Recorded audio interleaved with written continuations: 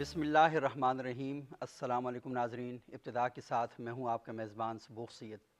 आज हम एक ऐसे मौजू पर गुफ्तगू करने जा रहे हैं जिसके ना होने पर घर में घर कायम नहीं रह सकता, माशरा कायम नहीं रह सकता, रियासत कायम नहीं रह सकती, कोई निज़ाम खड़ा नहीं हो सकता जब तक हम अपने माशरों के अंदर, अपने घर के अंदर, अपने क्लास रूम में, हत्ता कि हर जगह पर अदल कायम न करें। ये इतना ज़रूरी काम है कि इसके बग़ैर माशरे का आगे बढ़ना, आगे चलना किसी सूरत में भी नहीं हो सकता। इसीलिए ज़िंदा माशरे जब भी बात करते हैं तो सबसे पहले उनकी गुफ्तगू में अदल और इंसाफ की बात की जाती है, क्योंकि बड़ा मशहूर है किसी का कौल कि अगर किसी मुल्क की अदालतें ठीक काम कर रही हैं, उनके यहाँ निज़ाम इंसाफ ठीक काम कर रहा है, तो फिर वो माशरे आगे बढ़ सकते हैं, भले वो कितने ही गरीब क्यों ना हों, कितने ही लाचार और बेबस क्यों ना हों, माशी तौर पर कितने ही तंग दस्त क्यों ना हों, लेकिन इंसाफ का निज़ाम है, अदल कायम है, तो फिर वो माशरे आगे बढ़ सकते हैं। तो ये मौजू इस हवाले से बड़ी अहमियत का हामिल है कि आज हम देखते हैं कि दुनिया भर में, पाकिस्तान में भी लोग अपने हक़ की बात करते हैं। हक़ मांगना भी अदल है और हक़ देना भी अदल है। ऐसा नहीं हो सकता कि आप सिर्फ़ हक़ मांगें लेकिन अपने जो फ़राइज़ हैं उनको पूरा ना करें। तो फ़र्ज़ पूरा करना भी अदल है, ये भी उसी के अंदर आता है, और हक़ मांगना भी और हक़ देना भी, ये दोनों भी अदल के अंदर आते हैं। तो हमें अपने पूरे निज़ाम मुमलिकत को अदल पर कैसे कायम करना है और अपनी बस्तियों को, अपने घरों को, अपने गलियों महलों को अदल पर कैसे लेकर आ सकते हैं, ये बहुत ही अहम है।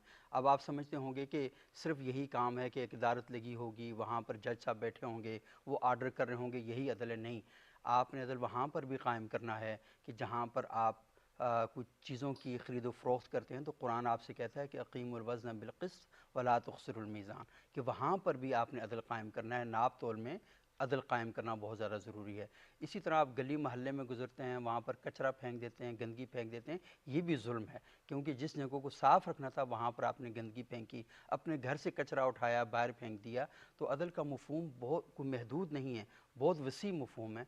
तो उस मज़मून की वसअत इस प्रोग्राम को तो पूरा नहीं कर सकते, उसका मुकम्मल शायद अहाता ना कर सके, लेकिन ये बहुत ज़्यादा ज़रूरी है कि हम अदल के मफ़हूम को कम से कम समझ सकें।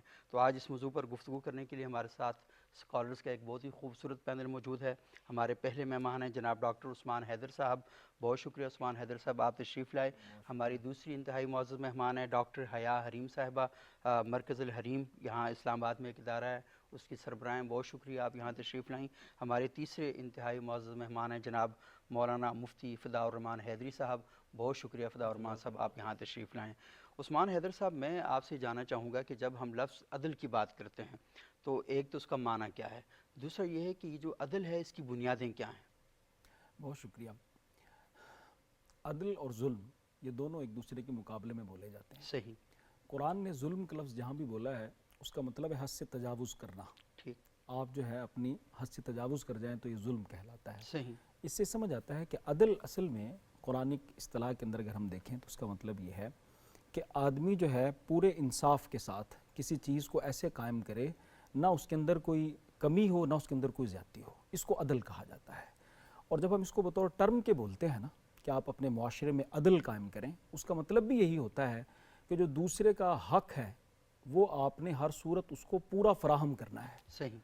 और उसके अंदर किसी किस्म की कोई कमी भी नहीं करनी, और उसके साथ साथ किसी मोहब्बत में आकर या किसी नज़रिए की बुनियाद पर उसको फेवर भी नहीं देनी, बल्कि जितना उसका हक़ बनता है उतना आप उसको फराहम कर दे। ये अदल है असल में। और अदल जो है ना ये अल्लाह ताला की सिफ़त है।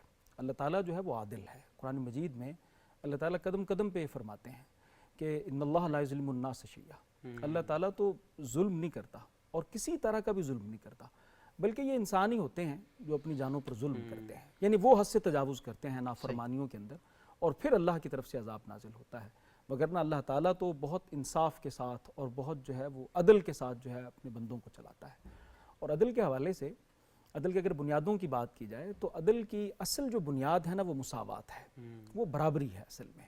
क्योंकि आप देखें कि किसी भी मुआशरे में अदल कायम करने के लिए ये ज़रूरी होता है कि आप मुआशरे के तमाम इंसानों को इंसाफ के कटहरे में बराबर खड़ा करने की अहलियत रखते हों।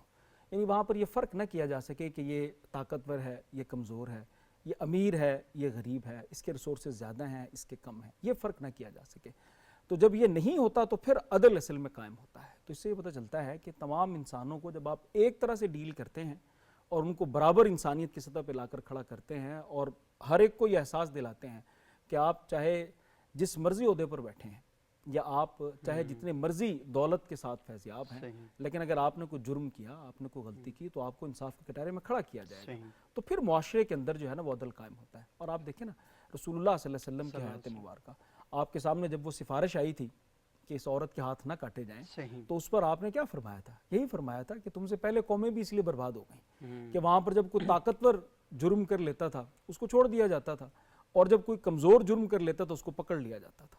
تو اس سے کیا پتہ چلتا ہے کہ مساوات اصل میں بنیاد ہے عدل کی, کہ آپ نے اپنے معاشرے کے اندر تمام انسانوں کو ایک طرح سے ڈیل کرنا ہے. اور اس کے ساتھ ساتھ عدل کے لیے ضروری ہوتا ہے کہ آپ جو ہے نا ہر طرح کے تعصب اور ہر طرح کے لالچ سے اپنے آپ کو آزاد کر لیں. مثال کے طور پر لالچ کیا ہوتا ہے ہمارے ہاں معاشرے میں؟ جس طرح ہم جانتے ہیں بعض دفعہ لالچ کی بنیاد پر لوگ دوسروں کے ساتھ ظلم کرتے ہیں.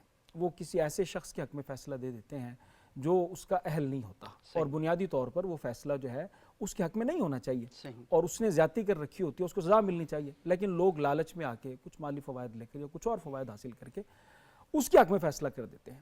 اچھا, بعض دفعہ تعصب بھی ہوتا ہے, ہمیں کسی خاص زبان کے ساتھ, خاص کسی قوم کے ساتھ, خاص کسی نظریے کے ساتھ تعصب ہوتا ہے. اس تعصب کی بنیاد پر بھی ہم لوگوں کے ساتھ زیادتی کر جاتے ہیں اور عدل کو قائم نہیں کرتے. حالانکہ ہم قرآن مجید کی طرف دیکھیں تو اللہ کا قرآن تو ہمیں یہ بتاتا ہے کہ وَلَا يَجْرِمَنَّكُمْ شَنَآنُ قَوْمٍ عَلَىٰ أَلَّا تَعْدِلُوا, کسی قوم کی جو دشمنی ہے, یعنی جو تمہارے دشمن کی دشمنی ہے, وہ بھی تمہیں جو ہے اس بات کا استحقاق نہیں دیتی, وہ بھی تمہیں اس پہ برنگ اختیار نہ کرے کہ تم عدل سے کام نہ لو, بلکہ تم نے ان کے معاملے میں بھی جو ہے وہ عدل سے کام لینا ہے. تو دوسری جو چیز ہے نا وہ اصل میں ہے ہر طرح کے تعصب سے آدمی اٹھ جائے, ہر طرح کی جو تعلق ہے اس سے, رشتے سے بلند ہو جائے, اور انصاف کا جو کٹہرا ہے نا اس کے اندر ہر آدمی کو برابر کھڑا کر دے. تو یہ اصل میں عدل کی بنیادیں ہیں. یہ بنیادیں, اور بہت ہی اہم نقطہ آپ نے پیش کیا. اور ویسے ہم جب تاریخ میں عدل کی بات کرتے ہیں تو مسلمانوں کی تاریخ میں ایک نام بڑا چمکتا دمکتا ہمیں دکھائی دیتا ہے, وہ سیدنا فاروق اعظم رضی اللہ تعالیٰ عنہ کا نام ہے. اور ان سے منسوب ایک واقعہ بھی ہے کہ کوئی شخص, ایک یہودی تھا اور ایک مسلمان تھا, اپنے قضیہ لے کر اللہ کے رسول کے دربار میں حاضر ہوئے. تو اللہ کے رسول نے فیصلہ دیا یہودی کے حق میں, کیونکہ وہ حق پر تھا. تو اس نے کہا کہ نہیں, یہ فیصلہ میں نہیں مانتا. وہ سیدنا فاروق اعظم کے دروازے پہ چلا گیا, اور پھر سیدنا فاروق اعظم کی پھر تلوار نہیں فیصلہ کرنا تھا, وہ گئے اندر تلوار لے کر آئے. اس نے کہا کہ جس کو رسول کا فیصلہ قبول نہیں ہو فاروق اعظم کے پاس. تو یہ جو ہم دیکھتے ہیں کہ ہماری تاریخ کے اندر اس طرح کے بے شمار واقعات ملتے ہیں. ابھی جو آپ نے فرمایا جو آیت ہے وَلَا يَجْرِمَنَّكُمْ شَنَآنُ قَوْمٍ عَلَىٰ أَلَّا تَعْدِلُوا اعْدِلُوا هُوَ أَقْرَبُ لِلتَّقْوَىٰ, کہ آپ کا جو زندگی کا مقصد ہے, جو منزل ہے, وہ تقویٰ ہے. تو تقوی کی طرف جو بھی راستہ جاتا ہے وہ اصل میں عدل کا ہی راستہ ہے. تو یہ جو اسلام کی تعلیمات ہمیں بتاتی ہیں نا, کہ جو قرآن میں حضرت لقمان علیہ السلام اپنے بیٹے کو نصیحت کرتے ہیں, اور اس میں کیا ہے کہ لا تشرک باللہ ان الشرک لظلم عظیم, کہ شرک جو ہے یہ ظلم عظیم ہے. تو عدل کہیں نہ کہیں مطلب کہ میرٹ کی جو خلاف ورزی ہے, تو یہ جو میرٹ کی خلاف ورزی ہے یہ اصل میں ظلم ہے. تو نتیجہ کیا نکلا کہ معاشرے میں ظلم اور عدوان جو ہے وہ بڑھ جائے گا. تو یہ بڑی اہم باتیں ہیں جن کو بہت زیادہ گہرائی کے ساتھ سوچنا ہمیں پڑے گا. اچھا ڈاکٹر حیا حریم صاحبہ, مجھے یہ بتائیے گا کہ جو تاریخ میں ہم عدل کے حوالے سے بات کرتے ہیں, یہ کتنا امپورٹنٹ ہے کہ معاشرہ عدل کے بغیر, وہ کیا نا کہ ظلم پر, کفر کا معاشرہ جو عدل پر مبنی ہے وہ چل سکتا ہے, لیکن مسلمانوں کا معاشرہ جو ظلم پر مبنی ہے وہ نہیں چل سکتا. تو کتنا امپورٹنٹ ہے عدل کا قائم کرنا, اور اس کی جہتیں کیا کیا ہیں؟ بسم اللہ الرحمن الرحیم. اچھا, یہ بہت اہم موضوع آپ نے منتخب کیا ہے, اور میں یہ سمجھتی ہوں کہ اس کے بارے میں بات کرنا تو پھر بھی کچھ نہ کچھ سہل ہوگا, لیکن اس کو ہم جس معاشرتی دور سے گزر رہے ہیں اس کو پریکٹیکل لے کر آنا بہت مشکل ہے. یعنی ہمارا معاشرہ جس سطحوں پہ ابھی گزر رہا ہے نا, اس میں ہم اگر عدل کی ہم مثالیں بھی پیش کر دیں, اور ہم تاریخ کا, ہماری کتابیں بھری پڑی ہیں, تاریخ کا ہم مطالعہ کرتے ہیں, اور اس میں ہمارے پاس عدل کے بے شمار واقعات ملتے ہیں. تو ابھی آپ نے جیسے قرآن کریم کی آیت پڑھی نا, تو اعدلوا هو اقرب للتقویٰ, تو میں یہ سمجھتی ہوں کہ عدل جو ہے نا وہ سراسر تقویٰ ہی ہے. ان اللہ یأمر بالعدل والاحسان. اور اس کے اندر یہ بھی ایک بڑی اہم چیز ہے اس آیت سے جو سمجھ میں آتی ہے مجھے, کہ صرف عدل نہیں بلکہ عدل کے ساتھ ساتھ اللہ تعالیٰ نے احسان کا بھی تذکرہ کیا ہے. یعنی کسی بھی معاشرے میں جب آپ کچھ اصول و ضوابط یا قواعد لاگو کر رہے ہیں تو اس کے ساتھ لوگوں کے لیے نا ایک احسان والا رویہ بھی ہو. ایک نرمی والا بھی رویہ. یعنی اگر وہ نرمی والا رویہ نہیں ہوگا اور آپ صرف اور صرف قوانین اور قانون کی لاٹھی کو لے کر چلیں گے نا تو اس میں بھی کہیں نہ کہیں ظلم آ جائے گا. تو کسی بھی معاشرے کو قائم کرنے کے لیے یہ بہت زیادہ ضروری ہے کہ عدل بھی ہو اور عدل کے ساتھ احسان بھی ہو, کہ اس میں لوگوں کو, اور احسان کا مطلب یہ ہے کہ لوگوں کے حقوق کی رعایت رکھتے ہوئے ان کو دیا جائے, کہ جس کا جو حق ہے اسے دیا جائے. تو یہ ہمارے کسی بھی معاشرے کے لیے یہ بہت زیادہ ضروری ہے. اور جب قانون بنتے ہیں وہ ایک دم سے ان پر عمل نہیں ہو سکتا, کیونکہ خاص طور پر ہمارے یہاں نہیں ہو سکتا کیونکہ ہم بڑی ایک نا لمبے عرصے سے ایک صحیح بحران سے گزر رہے ہیں. اخلاقی بحران جو ہے ہمارا, اخلاقی پستی ہے, ہم اس کے اندر ہیں. تو اس کو نافذ کرنے کی ضرورت ہے, لیکن اس کے لیے تربیت بہت زیادہ ضروری ہے. چھوٹی چھوٹی چیزوں کی نا, ہم کتابوں میں واقعات پڑھتے ہیں نا, کہ وہ واقعہ جو مشہور ہے کہ کسی استاد نے شاگرد سے کہا تھا, مجھے نام یاد نہیں ہے, کہ کوئی پرندہ ذبح کر کے لے آؤ. تو اس نے کہا تھا کہ اور کسی ایسی جگہ ذبح کرنا جہاں کوئی دیکھ نہ رہا ہو. تو اگلے دن وہ ایک بچہ نہیں لایا اور اس نے کہا کیونکہ اللہ تعالیٰ ہر جگہ دیکھ رہے تھے. تو یہ چیزیں جو ہے نا آگے چل کر انسان کو معاشرے میں صحیح ایک کامیاب انسان اور عدل کرنے والا بنا سکتی ہیں. اس کے لیے تربیت ہمیں اس لیول سے کرنے کی ضرورت ہے جہاں سے کرنی چاہیے. یعنی ایک بنیاد سے چھوٹے بچے کی اپنے اداروں میں اور ہر مقام پر ہمیں اس کو نافذ کرنے کی, اور پھر برابری اس طور پر کہ ہر بندے کے لیے وہ برابر. اگر کوئی بندہ کسی بڑے عہدے پر ہے یا کوئی کسی ایسے طبقے سے تعلق رکھتا ہے یا کم طبقے والا, تو پھر یہ جو حق ہے وہ دونوں کے لیے برابر ہونا چاہیے. اور اسلام کے اگر ہم دیکھتے ہیں نا, سب سے بڑی خوبصورتی یہ ہے کہ تمام احکامات میں برابری ہے. ابھی ریسنٹلی حج گزرا ہے, اس کے اندر سب برابر ہیں, امیر غریب سب برابر ہیں. نماز کے لیے ہم دیکھتے ہیں اس میں سب برابر ہیں. تو اسلام کے جتنے احکامات ہیں اس میں اللہ رب العزت نے سب کے لیے جب برابری رکھی ہے تو وہ یہی والا عدل ہے جو ایک مذہب کے ذریعے سے ایک کسی بھی معاشرے کے اندر آئے گا. تو اگر مذہب کے ذریعے سے عدل آ رہا ہے معاشرے میں تو پھر ہمیں معاشرتی بنیادوں کو اس ڈھانچے پر استوار کرنے کی بہت زیادہ ضرورت ہوگی, اور اس کے بغیر تو کوئی بھی معاشرہ قائم ہو ہی نہیں سکتا. کہ جب تک عدل نہ ہو, ہمارے پاس ابھی کتنے ایسے واقعات ہیں, ظلم و ستم انتہا درجے کا جو ہے نا وہ ہمارے معاشرے میں ہو رہا ہے. تو اس کو بات کرنا بہت زیادہ آسان ہے, لیکن اس کو عملی طور پر لے کر آنا یہ ایک بڑا مشکل ترین کام ہے, خاص طور پر ہمارے معاشرے کے لیے. صحیح. اچھا, یہ بھی بڑے اہم نکات ہیں. وہی بات ہے کہ ہم نے بعض اوقات اصطلاحات کو لے لیا ہوتا ہے, لیکن اس کے جو مفاہیم ہیں ان کی گہرائی میں ہم نہیں جاتے کہ اصل میں ہم سے خدا مطالبہ کیا کر رہا ہے بنیادی طور پر معاشرے کے لیے.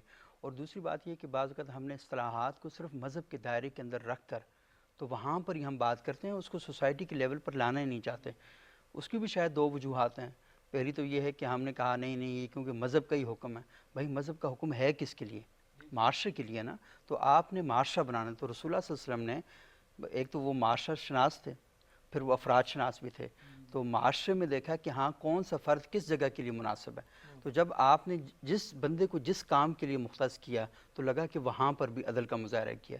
تو آپ کوئی ایسا شخص نہیں بتا سکتے اللہ کے رسول کا تربیت یافتہ کہ اللہ کے رسول نے اس کو کسی منصب پہ لگایا اور وہاں سے شکایت آئی ہو کہ ہاں یہ جو ہے یہ آپ نے ٹھیک بندہ نہیں لگایا تھا.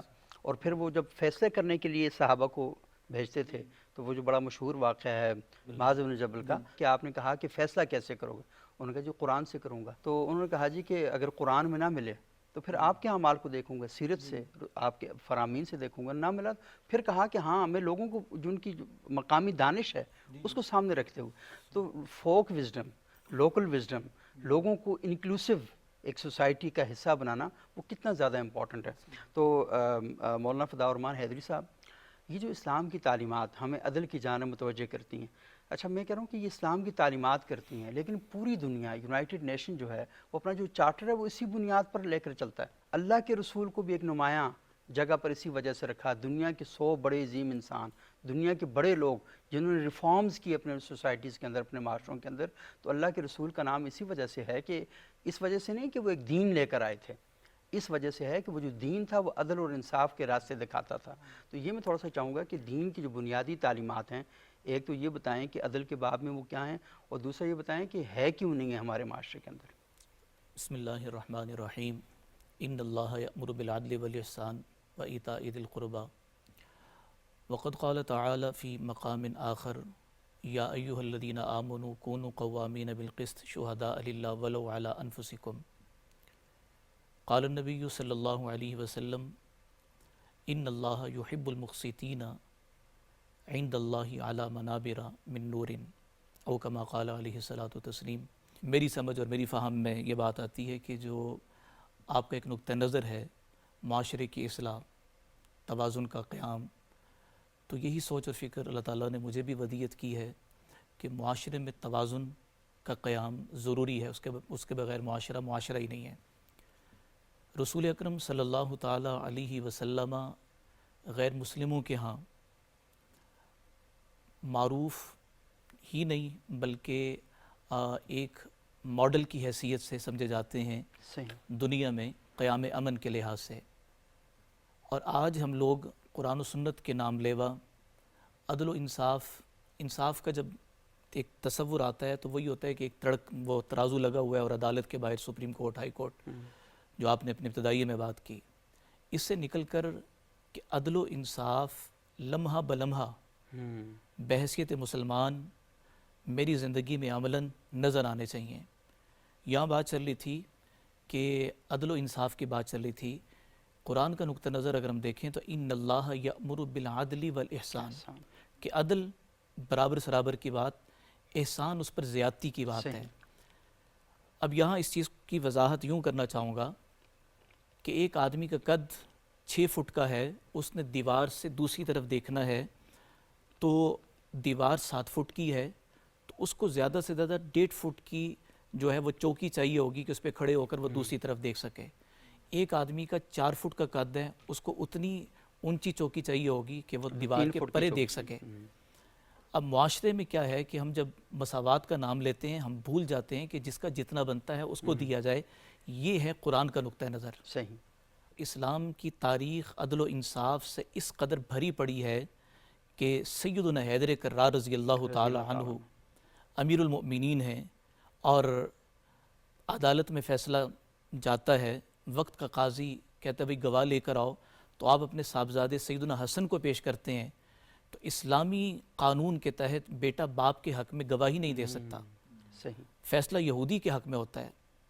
تو وہ یہ دیکھ کر اسلام قبول کر لیتا ہے کہ اسلام کے عدل و انصاف کے نظام کی کیا خوبصورتی ہے۔ نسل نو یہ سمجھتی ہے کہ شاید یہ ایک قصہ پارینہ بن گیا اور وہ تھے، شاید کتابوں میں ہم نے دیکھا نہیں ہے، لکھ دیا، لکھنے میں کچھ بھی لکھ سکتے ہیں۔ تو ماضی قریب میں بھی ہمیں نظر آتا ہے کہ ہندوستان میں مسلم ہندو جھگڑا تھا، مسجد کا تنازع تھا کہ یہ جگہ مندر کی ہے یا مسجد کی ہے، اور پرانے بزرگ ایک عالم، ابھی نام میرے ذہن میں نہیں ہے، مسلمان اکٹھے ہو کے ان کے پاس چلے گئے کہ حضرت یہ تو اب اسلام کا معاملہ ہے اور ہمارے مذہب کا معاملہ ہے، غیرت ایمانی کا تقاضا ہے۔ تو وہ مولانا جانتے تھے کہ جگہ ہندوؤں کی ہے۔ اب بطور گواہ کے جب لایا گیا تو انہوں نے فرمایا کہ یہ جگہ ہندوؤں کی ہے، مسلمانوں کی نہیں ہے۔ تو باقی کہنے لگے جی آج تو شرم سے ڈبا دیا ہے۔ انہوں نے کہا کیا ہوا، مسلمان ہار گئے؟ انہوں نے کہا مسلمان ہار گئے، اسلام جیت گیا۔ اللہ اکبر۔ تو یہ عدل و انصاف کے واقعات کوئی پرانے دور کی بات نہیں، آج بھی موجود ہیں۔ آج بھی معاشرے میں انفرادی طور پر لوگ اس چیز کا خیال رکھتے ہیں۔ اور اس واقعے کے بعد میرا خیال اس کا ایک حصہ یہ بھی تھا، کیونکہ میں نے پڑھا، نام مجھے بھولتا ہے اب، تو اس میں یہ تھا کہ وہ جب فیصلہ ہوا تو وہاں سب پوری بستی گئی، تو پوری بستی مسلمان ہوگی اور ان کے ہاتھ میں اسلام قبول جی بالکل، مطلب وقتی طور پر یہ لگا تھا کہ ہم ہار گئے ہیں اور اسلام بدنام ہو گیا ہے۔ تو یہ جذباتی چیزیں نہیں چلتی۔ میں نے جو آیت طیبہ پیش کی، قوموا علی انفسکم، کہ انصاف قائم کرو، اپنے خلاف گواہی دینی پڑے تو اس سے بھی گریز نہ کرو۔ اب اپنے خلاف سے مطلب یہ کہ اگر، کیونکہ خلاف تو گواہی بیٹے کی باپ کے مطلب جائے گی، حق میں نہیں ہے لیکن مخالفت میں اصول ہے کہ وہ گواہی قابل قبول ہوگی۔ تو جو اسلام نظام عدل کا اتنا درس دیتا ہے اور عدل و انصاف پر ہی معاشرے قائم ہوتے ہیں۔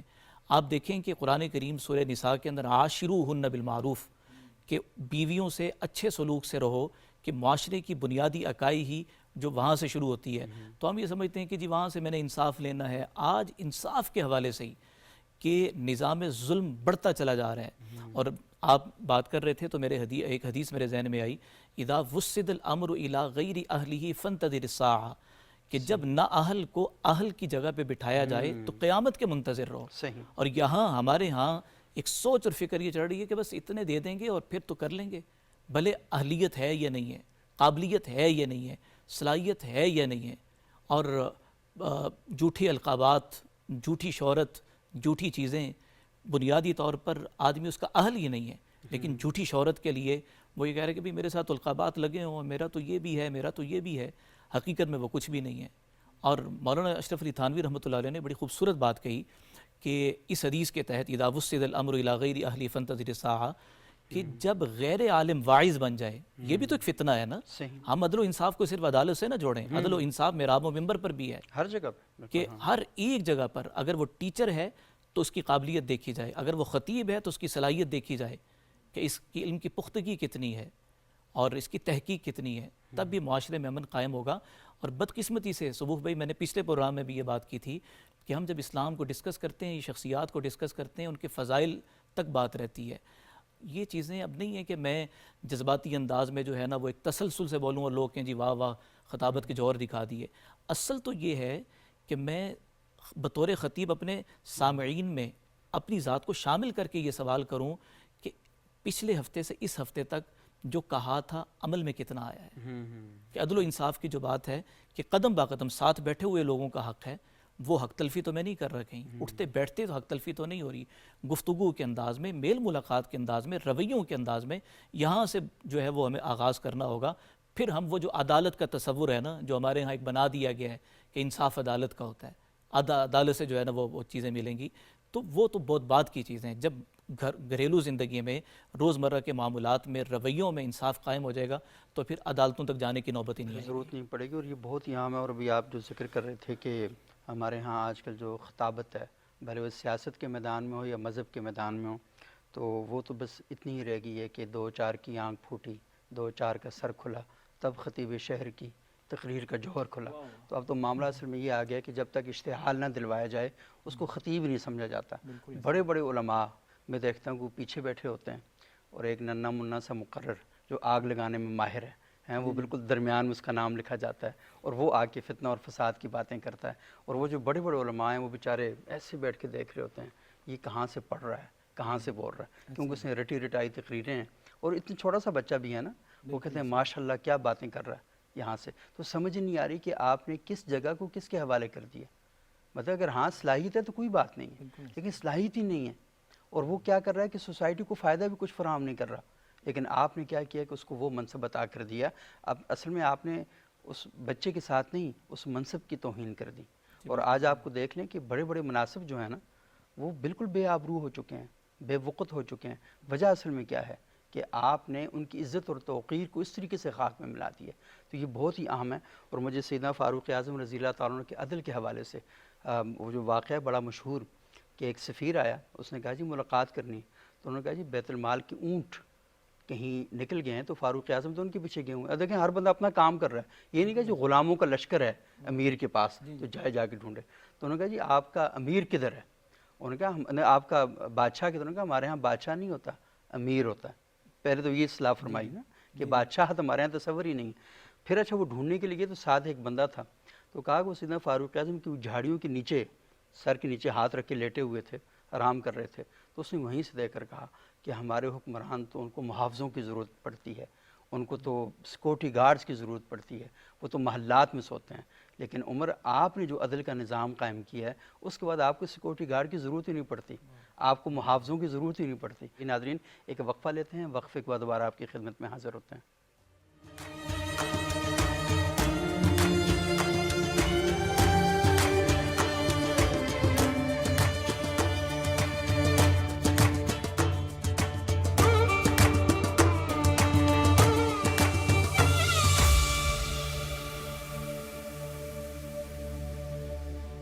ناظرین وقفے کے بعد ایک بار پھر پروگرام ابتدا میں خوش آمدید. آج ہم گفتگو کر رہے ہیں کہ عدل پر مبنی معاشرہ، اس کا قیام کتنا ضروری ہے اور کتنی اہمیت کا یہ حامل ہے. اور وقفے سے پہلے ہمارے جو اسکالرز ہیں انہوں نے بہت ہی خوبصورت گفتگو کی اور ہمیں بتایا کہ اسلام کی تعلیمات کیا کہتی ہیں، قرآن کی تعلیمات ہمیں عدل کے بارے میں کیا ہدایت فراہم کرتی ہیں.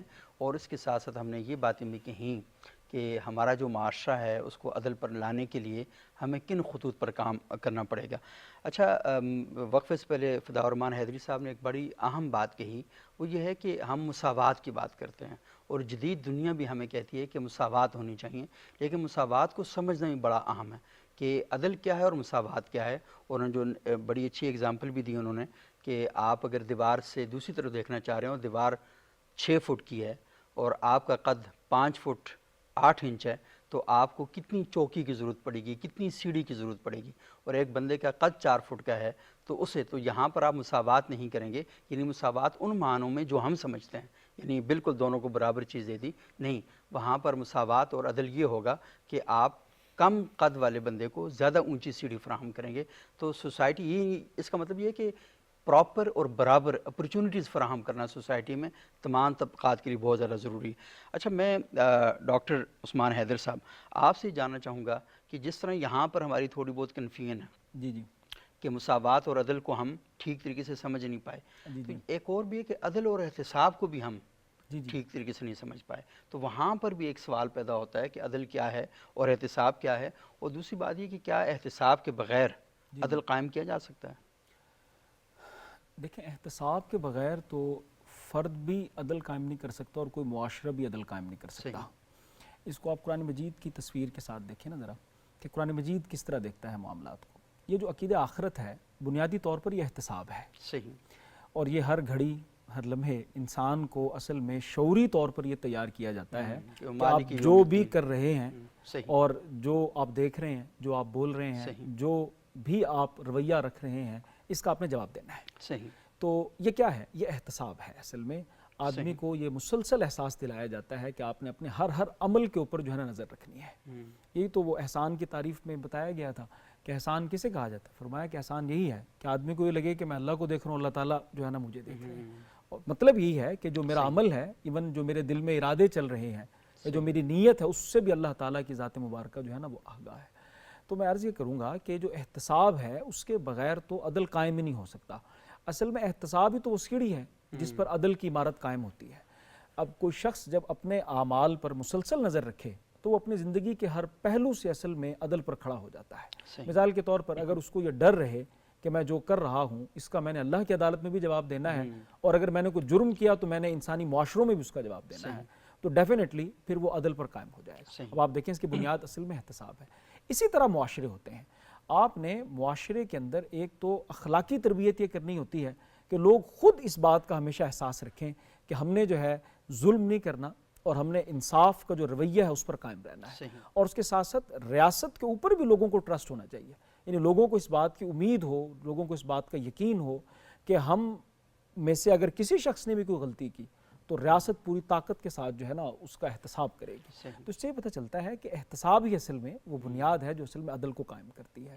تو احتساب نام ہے اپنے آپ پر نظر رکھنے کا، اور معاشرے کا اپنے لوگوں پر نظر رکھنے کا، اور فیصلہ کن جو اتھارٹیز ہیں ان کا اپنے اوپر نظر رکھنے کا. اور عدل جو ہے وہ اصل میں نتیجہ ہے احتساب کا. اصل میں تو ان دونوں کے درمیان جو تعلق ہے وہ بہت گہرا ہے. اصل صحیح. یہ بہت زیادہ ضروری ہے کہ احتساب اسی وقت قائم ہو سکتا ہے کہ جب آپ اپنے حقوق اور فرائض پورے کر رہے ہوں، اور اس بات کا تقاضا لوگوں سے تب کریں کہ آپ نے اپنے حقوق اور فرائض پورے کر لیے، کیونکہ اس کے بغیر نہیں ہو سکتا. علامہ ابن جوزی رحمۃ اللہ علیہ کی کتاب ہے نا، اس میں آپ دیکھیں نا ذرا، یہ جو حضرت عمر رضی اللہ تعالیٰ عنہ کا واقعہ ہے وہ نقل کرتے ہیں بڑی تفصیل کے ساتھ. وہ کہتے ہیں کہ حضرت عمر رضی اللہ تعالیٰ عنہ جو ہے وہ جمعہ کا خطبہ دے رہے تھے. جی ہاں. اور وہ جو انہوں نے قمیض پہنی ہوئی تھی وہ جن چادروں کے ساتھ بنی تھی، تو اس چادر سے تو ایک چادر سے تو ان کا لباس مکمل نہیں ہوتا تھا. تو سلمان فارسی رضی اللہ عنہ سے یہی سوال کیا کہ جناب یہ تو ایک ایک چادر سب کے حصے میں آئی تھی، تو آپ کی قمیض تو ایک چادر سے بنی نہیں سکتی تھی، تو آپ نے قمیض کیسے پہن لی ہے؟ تو اس پر جو ہے انہوں نے اپنے بیٹے کو بلایا اور کہا کہ آپ بتاؤ کہ کیا معاملہ ہے. تو ان کے بیٹے نے بتایا کہ جو میرے حصے کی چادر ہے وہ میں اپنے والد کو گفٹ کر چکا ہوں، تو اس سے جو ہے یہ چادر بنی ہے. اب وہ اس وقت ارشاد کیا چل رہا تھا؟ علامہ ابن جوزی رحمۃ اللہ علیہ فرماتے ہیں کہ حضرت عمر اصل اس وقت یہ فرما رہے تھے کہ لوگوں اپنے حکمرانوں کی اطاعت کرو اور جو سیدھا راستہ ہے اس پر قائم رہو. تو اس پر حضرت سلمان فارسی رضی اللہ عنہ نے فرمایا کہ نہیں، ہم نہیں مانیں گے، نہ سنیں گے نہ اطاعت کریں گے. ہاں، نہ سنیں گے نہ اطاعت پہلے اپنا کریں گے. احتساب دیں. کیونکہ اس کی وجہ یہ ہے کہ آپ خود تو انصاف پہ قائم نہیں، اور آپ اپنا دیکھیں نا، آپ پہلے خود ہمیں جو ہے نا حساب دیں. تو جب حضرت عمر نے یہ معاملہ واضح کر دیا تو پھر انہوں نے فرمایا کہ ٹھیک ہے، اب ہم سنیں گے بھی، ہم اطاعت بھی کریں گے. ڈاکٹر حیا حریم صاحبہ، یہ جو رمضان کے مہینے میں ہم بات کرتے ہیں نا کہ من قام رمضان ایمانا و احتسابا غفر له ما تقدم، یعنی سیلف جو احتساب ہے نا اپنا، وہ بھی کتنا زیادہ امپورٹنٹ ہے کہ آپ کو اپنا احتساب ہر دم کرتے رہنا چاہیے. مطلب بندہ مومن کو تو کسی دوسرے کو احتساب کے لیے تو دعوت ہی نہیں ملنی چاہیے. وہ تو خود ہر وقت حالت احتساب میں ہو کہ بھائی میں نے یہ جو چیزیں ہیں یہ نہیں کرنی. تو یہ بہت زیادہ اہم ہے. تو یہ جو اپنا احتساب ہے، اپنے ساتھ جو عدل ہے، وہ حیا حریم صاحب ہم کیسے کر سکتے ہیں؟ اچھا، یہ بڑی اہم بات ہے جو آپ نے کی. اس میں نا میں جو سمجھ رہی ہوں کہ اسلام نے یہ جو چیز ہے نا بڑی خوبصورت ہے. ایک تو آپ نے یہ بات کہی نا کہ بندہ مومن کو یہ موقع ہی نہیں ملنا چاہیے کہ کسی کو موقع ہی نہیں دینا چاہیے کہ کوئی احتساب کرے. اس کے ساتھ ہی نا اسلام نے یہ جو ہمیں دینی احکامات ملتے ہیں اس میں یہ بات بھی بتائی گئی کہ آپ کسی کے عیبوں پہ نظر بھی نہ رکھیں. یعنی ہر فرد، اب یہ نہیں ہے کہ ایک بندہ اپنے آپ کو احتساب سے بچانے کی کوشش کر رہا ہے لیکن دوسرے بندے کی ہمیشہ اس پہ کڑی نظر ہے کہ میں دیکھوں کہ وہ کہاں غلطی کر رہا ہے. دوسرے بندے کو بھی اس کی اجازت نہیں ہے کہ وہ اس کے عیب ٹٹولتا رہے یا یہ دیکھتے رہے کہ وہ بندہ کیا کر رہا ہے. اچھا، یہ صورتحال اس وقت ہوتی ہے جب لوگوں کو ان کے حقوق نہیں مل رہے ہوتے، جب کسی ایک بندے کو نہیں کوئی حق مل رہا اور وہ دیکھتا ہے کہ جو میرا سامنے والا بندہ ہے وہ بھی میرے برابر کا ہی ہے یا وہ کسی طاقت یا کسی منصب پر فائز ہے اور اس کے پاس مجھ سے زیادہ ہے. تب یہ احتساب والی صورتحال کریٹ ہوتی ہے کہ جب ایک شخص دیکھتا ہے کہ اس کے حقوق کم ہیں یا اس کو کم مل رہا ہے اور اس کے سامنے والے فرد کو زیادہ مل رہا ہے، وہ اس سے زیادہ اچھی زندگی گزار رہا ہے، تو پھر یہ سوال اٹھتا ہے کہ میں بھی کام کر رہا ہوں، میں بھی محنت کر رہا ہوں اور میرے پاس بھی جینے کا رہنے کا سب حق ہے، تو پھر مجھے یہ سب چیزیں کیوں نہیں مل رہی. تو جو احتساب کی صورتحال یا جو سچویشن کریٹ ہوتی ہے نا ہمارے یہاں، اس کی بنیاد بھی مجھے لگتا ہے ظلم کی ہی ہے کہ جب ظلم ہوتا ہے تب لوگ کسی دوسرے کا احتساب کرنے کے لیے کھڑے ہوتے ہیں، ورنہ اس کی تو اجازت ہی نہیں کہ کوئی کسی کے اعمال کو ٹٹولے یا اس کا احتساب کرے. ہر شخص کو یہ ہے کہ وہ اپنے اعمال کا موازنہ کرے، اپنے آپ کو دیکھتا رہے، اپنی اصلاح کی کوشش کرتا رہے. تو اگر ظلم ہوگا، عدل نہیں ہوگا، تو یہی صورتحال ہوگی کہ ہر بندہ دوسرے کا احتساب کرے گا اور جب احتساب ہوگا پھر اس کے نتیجے میں نہیں اس کو نتیجہ ملے گا، پھر مزید ظلم بڑھے گا. اور آپ نے جس طریقے سے طاقت کی بات کی نا کہ طاقت کی بنیاد پر لوگ عدل کو قائم نہیں کرتے، تو میں یہ سمجھتی ہوں کہ آج کے دور میں نا سوشل میڈیا ایک بہت بڑی طاقت ہے. اور ہم اب یہ دیکھیں کہ جس طریقے سے ہم نے اپنا احتساب کرنا ہے تو ہم سوشل میڈیا کا استعمال کیسے کریں، ہم صحافت کا استعمال کیسے کریں. کتنے ایسے واقعات ہماری نظروں سے گزرتے ہیں کہ اس کے استعمال کی وجہ سے لوگوں کی زندگیاں تباہ ہو جاتی ہیں. اس کے غلط یہ جو ہراسمنٹ ہے، سائبر کرائم کے کیسز ہیں، یہ ساری اس کی وجہ کہ صحافت کے شعبے کو، سوشل میڈیا کے استعمال کو اور یہ جو پاور لوگوں کے پاس آئی ہے ہم اس کا درست استعمال نہیں کر رہے. تو اس کا جو درست استعمال ہے نا، مجھے لگتا ہے کہ وہ بھی عدل کی شاید ایک سیڑھی ہی ہوگی اور اسی کے اندر آئے گا کہ ہم یہ دیکھیں کہ ہم اس کو کس طریقے سے استعمال کریں اور لوگوں کو کتنے حقوق اور کتنے فرائض جو ہے وہ اس کی بنیاد پر فراہم کریں. تو اپنے احتساب میں جہاں ہم دیگر سارے اعمال میں کریں گے تو اس میں یہ سمجھتی ہوں کہ سوشل میڈیا کے استعمال میں، صحافت کی خود مختاری ہے اس کے استعمال میں اور ان ساری چیزوں میں بھی دیکھا جائے کہ ہم کتنا اس کو عادلانہ طریقے پر استعمال کریں. اچھا مولانا فدا الرحمان حیدری صاحب، تھوڑا سا یہ بتائیے گا کہ ایک عام زندگی کے اندر ایک عام شہری ہے تو اللہ کے رسول صلی اللہ علیہ وسلم کی جو تربیت ہے وہ تو لازمی ایک عام فرد کو ایک بڑا انسان بنانے کے لیے تھی نا. اور ہم یہ دیکھتے ہیں کہ دین کی تعلیمات، قانون کی تعلیمات دنیا میں جہاں کہیں بھی ہوں ایک ہی مقصد ہوتا ہے کہ ایک جو فرد ہے وہ کیسے ایک اچھا انسان بنے. دین یہ بتاتا ہے کہ وہ اس دنیا کے اندر بھی اچھا انسان بن کے رہے اور اس کے نتیجے میں اس کی آخرت بھی اچھی ہو. دنیا کا جو قانون ہے وہ ہمیں بتاتا ہے کہ آپ اس زندگی کے اندر کیسے قانون کے مطابق اپنی زندگی گزاریں اور آپ ایک اچھے انسان بنیں. تو بنیادی طور پر چیز وہ یہی ہے اور ان دونوں چیزوں کو اکٹھا کیا جائے تو دنیا کا نظام عدل بھی اور جو دین کا تصور عدل ہے وہ دونوں ایک ایسا انسان بنانا چاہتے ہیں کہ جو عدل و انصاف پر، استحکام پر اور مساوات پر اور اس کے ساتھ ساتھ احتساب پہ کھڑا ہو. تو میں تھوڑا سا چاہوں گا کہ آپ ہمارے ناظرین تک یہ بات ضرور پہنچائیں کہ اسلام کی تعلیمات یہاں پر وہ کیا ایک شہری کو، ایک فرد کو کیا بتاتی ہیں. بنیادی طور پر ایک فرد کی حیثیت سے یہ دیکھنا ہوگا وضع کل شیء فی غیر محلہ. ظلم کہتے ہیں کسی چیز کو اس کے مقام سے ہٹا کر جب رکھ دیا جائے وہ ظلم ہے. میرے سر پر امامہ ہے، یہ امامہ اگر خدا نخواستہ پاؤں میں رکھ دوں، جرابیں سر پہ رکھ دوں تو یہ ظلم ہے. یہاں سے ایک فرد کی تربیت کا پتہ چلتا ہے. دونوں کپڑے ہیں لیکن رکھنے کا محل جو ہے نا جدا ہوا تو ظلم ہو گیا، اور محل صحیح ہے تو وہ عدل بن جائے گا، حکمت بن جائے گا. تو اس لیے دیکھنا یہ ہوگا سوسائٹی کے اندر رہتے ہوئے کہ رسول اکرم صلی اللہ تعالیٰ علیہ وسلم نے خاندانی زندگی میں جو فرمایا کہ تم میں سے بہترین وہ ہے جو اپنے گھر والوں کے لیے بہترین ہو. یہاں گھر سے بنیاد ہے. ہمیں اس طرف آنا ہوگا کہ بنیادی طور پر جو میرا بنتا ہے میں اس کو ادا کرنے والا بن جاؤں، جو دوسرے کا بنتا ہے دوسرے کو یہ ترغیب جب ملے گی تو خود بخود سوسائٹی کے اندر فرد سے افراد سے معاشرہ تیار ہوتا چلا جائے گا. رسول اکرم صلی اللہ تعالیٰ علیہ وسلم نے صحابہ کی تربیت کس خوبصورت انداز میں کی. لا یستوی منکم من انفق من قبل الفتح وقاتل. اب یہاں برابری کی بات بھی آ گئی لیکن ساتھ ہی فرمایا کل وعد اللہ الحسنہ، سب کے ساتھ نیکی کا وعدہ ہے. اور سیدہ اما عائشہ صدیقہ رضی اللہ تعالی عنہ سے مروی روایت ہے، اگرچہ بعض محدثین نے ضعیف کہا، لیکن میں یہ سمجھتا ہوں اس دور پرفتن میں اس روایت کو عام کیا جائے، انزل الناس علی منازلہم، لوگوں کے ساتھ سلوک ان کے مراتب کا لحاظ رکھ کے کرو۔ اب یہاں لوگ کہتے ہیں کہ یہ کیسی روایت ہے؟ سیدہ اما عائشہ صدیقہ رضی اللہ تعالی عنہ کے پاس ایک وفد آیا، ان کو دسترخوان پر کھانا لگا کے دیا، ایک مانگنے والے نے صدا لگائی، اس کو کھانا باہر بھجوا دیا، فرمایا وہ اسی میں خوش ہے، ان کی تکریم یہ ہے کہ ان کو بٹھا کے دیا جائے۔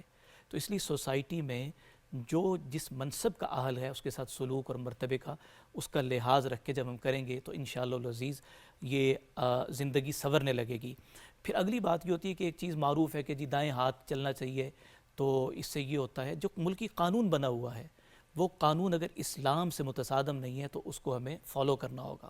قرآن اور حدیث یہ سراپا عدل و انصاف کا سبق ہیں، ہمیں اسی طرف آنا ہوگا تو انشاءاللہ الرحمن فرد سے افراد اور افراد سے معاشرہ بنتا چلا جائے گا۔ صحیح، بہت بہت شکریہ، اور یہ بہت ہی اہم نکات تھے اور لازمی جب ایک فرد کی ہم نے تربیت کرنی ہے اور اس کو معاشرے کے لیے معاشرے میں اس کی تشکیل کرنی ہے تو اس کو تربیت کے تمام مراحل سے گزار کر ہی وہاں پہنچانا چاہیے۔ اور یہ بات بھی بڑی اہم ہے کہ ہمارے ہاں ایک تنقیدی شعور جو ہے وہ نہیں سکھایا جاتا، اور جو جہاں سکھایا جاتا ہے تنقیدی شعور وہ محض تنقید ہوتی ہے، اس میں شعور نام کی کوئی نہیں ہوتی، بلکہ تنقیدی شعور ہوتا ہے، شعور بالکل نہیں ہوتا اس میں۔ تو اس کا نتیجہ یہ نکلتا ہے کہ لوگ تنقید کے نام پر گلی محلوں میں پھر تو رہے ہیں، لیکن اس شعور کی وجہ سے بھی فتنہ اور فساد جو ہے وہ معاشرے کے اندر پھیل رہا ہے، توہین اور تذلیل ہو جاتی ہے۔ بالکل ہاں، وہ تحقیر اور ان ساری چیزوں کے اوپر وہ کھڑے ہوئے ہیں۔ تو یہ بہت زیادہ ضروری ہے کہ معاشرے کو امن انصاف کا گہوارہ بنانے کے لیے نعرے لگانے سے نہیں ہوگا، اس کے لیے کوئی عملی اقدامات کرنے پڑیں گے کہ ہاں آپ سوچیں کہ آپ کی تنظیموں کے اندر، آپ کے اداروں کے اندر، ریاست اور حکومت کے اندر، فرد کی سطح پر اور گھر کی سطح پر کہاں عدل کا نظام آپ نے قائم کیا ہے، اور اس سے زیادہ ضروری یہ ہے کہ آپ نے عدل کو سمجھا کیسے ہے، انصاف کو سمجھا کیسے ہے، مساوات کے بارے میں آپ کی جو آراء بنی ہیں وہ کن بنیادوں پر اور کن خطوط پر بنی ہیں۔ تو جب تک آپ ان علوم کی گہرائی میں نہیں جائیں گے تو تب تک معاشرہ بھی سرسری رہے گا جس طرح آپ کا مطالعہ اور آپ کی سوچ سرسری ہے۔ تو گہرائی میں جانے کی ضروری ہے، اور یہ جو پروگرام ہم کرتے ہیں اس کا بنیادی مقصد یہی ہے۔ تو بہت بہت شکریہ جناب ڈاکٹر عثمان حیدر صاحب آپ کا، ڈاکٹر حیا حریم صاحب آپ کا، مولانا فداء الرحمان حیدری صاحب آپ کا۔ ناظرین، آج آپ نے گفتگو سنی، یہ گفتگو ہمارے معاشرے کے لیے بہت زیادہ اہم ہے، اور میں آپ سے صرف اتنی گزارش کرنا چاہوں گا کہ اپنے گھروں کے اندر اپنے بچوں کے ساتھ جب بیٹھیں تو کوشش کریں کہ ان کے سامنے وہ گفتگو کریں جو آپ چاہتے ہیں کہ ہاں مستقبل کا معاشرہ ایسا ہونا چاہیے، کیونکہ بچے قوموں کا مستقبل ہوتے ہیں، اور انصاف صرف عدالتوں میں نہیں ملتا، انصاف کا نظام آپ کے گھر سے شروع ہوتا ہے۔ اگلے پروگرام تک کے لیے اجازت دیجیے گا، بہت شکریہ، اللہ حافظ۔